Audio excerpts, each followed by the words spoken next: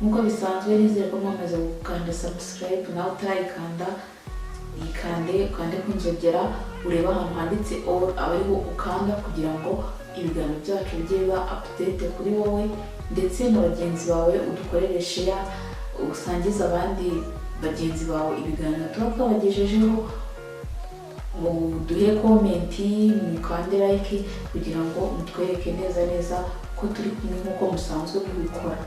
Murabizi rero channel yacu tubagezaho inama nyinshi, tubagezaho ibiganiro byinshi bitandukanye ariko bijyanye no mu gitanda. Tuba tubagira inama kandi namwe mutwereka ko mudukurikiye, murabitubwira tuba tubireba nubwo tutabibabwira mu makomenti ariko turabibabwiye, turabakurikira, tuba turi kumwe namwe 5/5. Twigiriye mu kiganiro rero cy'uyu munsi twaje kuganira, twaje kubabwira cyangwa kubungura. Hari bimwe muba musanzwe muzi, hari ibyo muba mutazi, muba muri bungukiremo inama nyinshi. Uyu munsi twaje kubabwira ku kintu cyo gusisa abenshi ntabwo babizi. Ushobora kuvuga gusisa umuntu akumva ari nabwo bwa mbere abyumvishe, ariko burya gusisa ni ikintu cy'ingenzi. Kandi murabizi mu gitanda niho kuba ku rugo, mu gitanda niho hakurura urukundo hagati y'inshuti ebyiri, umuhungu n'umukobwa.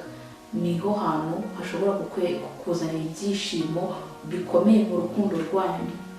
Gusisa rero nacyo ni ikintu cy'ingenzi kibera mu gitanda. Abenshi bazi yuko abagabo aribo basiswa gusa ariko n'abakobwa barabasisa.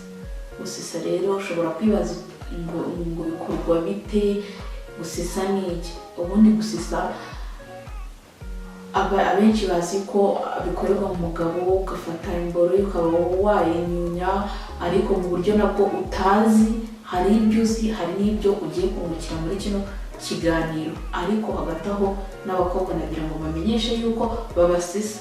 Abenshi ntabwo babizi, n'ababizi wenda b'abagabo ntabwo bisobanukiwe, ntabwo bazi ngo babikora gute. Uyu munsi ugume imbere y'iyi video urungukiramo byinshi, urabona byinshi, ntuve ku murongo. Niba utarakanda subscribe ikande, ubundi ukomeze urebe wisanzuye, ubutaha uzarebe n'ibindi biganiro byacu. Tugiye guhera rero ugusisa umugabo. Ubundi ibyishimo by'umugabo, ibyishimo by'umukobwa ni uko ushobora kumurongora akarangiza, ariko burya no gusisa ushobora gusisa umuntu akarinda arangiza, akarinda abona bya byishimo bya nyuma byo mu mibonano mpuzabitsina.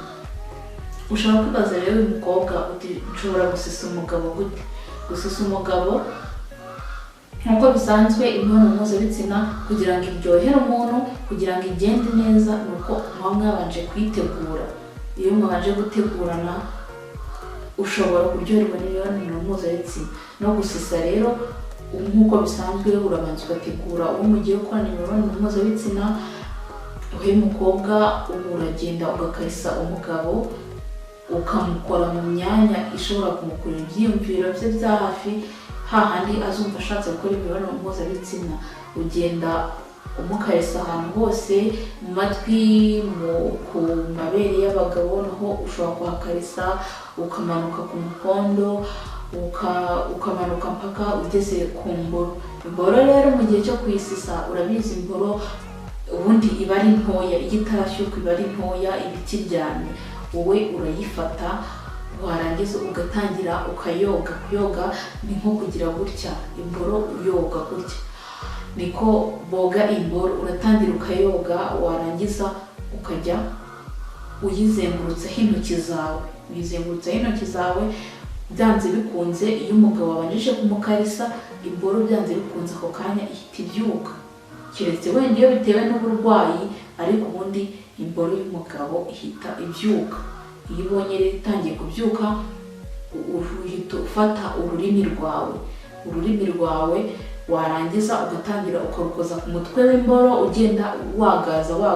Ntabwo uhita ushyira imboro y'umugabo mu kanwa kawe, uhita ushyira ururimi ku mutwe w'imboro, ukagenda urunyuzaho gake gake, ukagenda urumanura mpaka no ku mabya ye, ukagenda urukozaho. Noneho iyo ubonye yafashe umurego, kuko ubonye yafashe umurego yabaye ndende, niho uhita uyishyira mu kanwa, ugatangira nk'uko ubona umugabo ashyira igitsina cye mu gituba cy'umugore, agatangira akajya amucumita. Nawe niko ubigenza mu kanwa, ukagenda ubikora nk'uko iyo bacumita nk'imboro mu gituba ukuntu biba bimeze, niko nawe ugenda ubigenza, ugenda uyinyunya usa nkaho ushaka kwiyimira. Ibyo nibyo bita gusisa umugabo. Uko ugenda nyine uyinyunya uyisubizamo, niko agenda azamura bwa bushagarira bushobora gutuma arangiza. Rero ubundi iyo umugabo arangije uri kumusisa arishima pe. Abagabo bakunda abakobwa cyangwa abagore bazi gusisa. Niba uri umugore ukaba wubatse, niba uri umugabo ukaba wubatse, ibintu bishimisha umugabo, gusisa umugabo birabashimisha cyane. Abagore benshi ntabwo babizi, ariko iryo ni ibanga rishobora naryo gukubakira urugo, hahandi umugabo atazifuza guca inyuma ngo ajye gushaka umukobwa hanze uzabimukorera. Uyu mugore wamaze kumva iki kiganiro, ujye ukorera umugabo wawe. Abagabo barabikunda cyane, bakunda abakobwa babasisa, bakunda abagore babasisa. Uwo mugore wubatse ukamusisa umugabo wawe, ntabwo ashobora kuguca inyuma rwose. Noneho ngiye kubagezaho ukuntu ushobora gusisa umukobwa. Umukobwa ntabwo abagabo babizi yuko ushobora gusisa umukobwa akanyurwa. Abakobwa benshi ntabwo babikunda, abandi nta nubwo babizi, ariko umukobwa nawe baramusisa. Umukobwa nawe kumusisa urabanza ukamutegura, ukabanza ukamukarisa.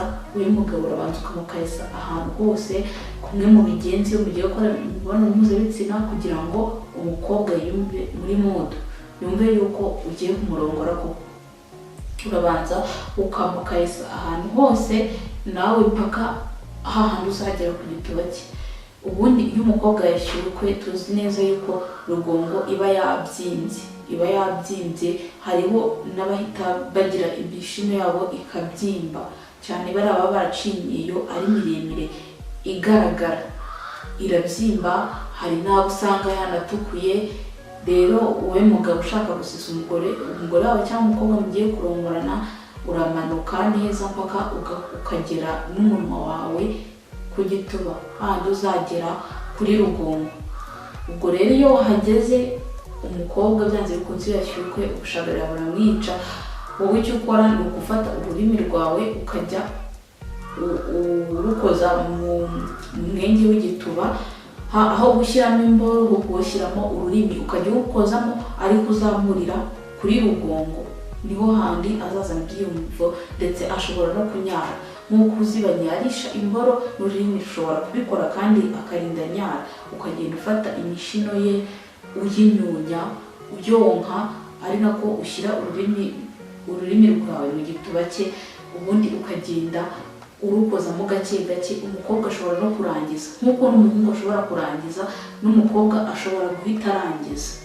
Ni gutyo rero basisa. Hari abantu batazi ko abakobwa basisa, ni gutyo babasisa.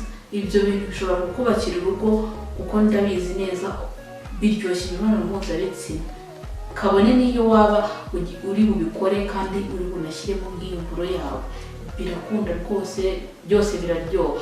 Ariko kandi umukobwa uri kumusisa ukoresha ururimi, nta nubwo ashobora kwifuza ko ushobora kumushyiramo imboro yawe.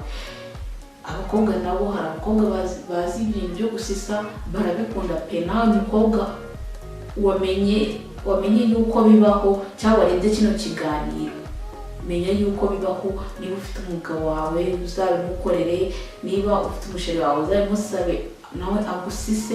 Ni ibintu byiza cyane, bishobora kubakira urugo. Handi uzabona umugore ashobora guca inyuma umugabo we, hari ikintu aba akeneye. Hari igihe wenda aba yarabuze n'ibyo ngibyo, yarabuze uko wamusisa, yarabuze. Abagore mujye mutinyuka mubwira abagabo banyu mu gitanda, mubabwire ibintu mukunda nk'uko nabo babibabwira, kandi mubabwire amagambo meza mu gitanda.